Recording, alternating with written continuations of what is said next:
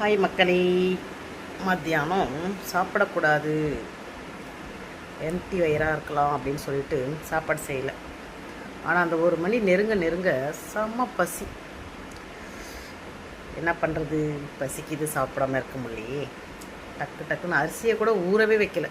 ஊற வைக்காமல் சாப்பாடு ஒரு அரைக்குறை வேக்காடாக வெந்து சாப்பாடு சாப்பிட்டுட்ருக்கேன். பசி வந்தால் தாங்க முடிய மாட்டேங்குது.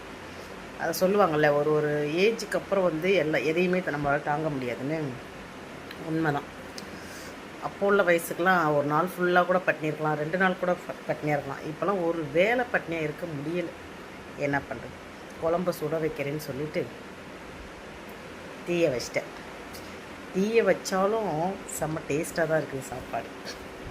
தேங்க்யூ. பிடிச்சிருந்தா லைக் பண்ணுங்கள், ஷேர் பண்ணுங்கள், முதல்ல சப்ஸ்கிரைப் பண்ணிக்கோங்க.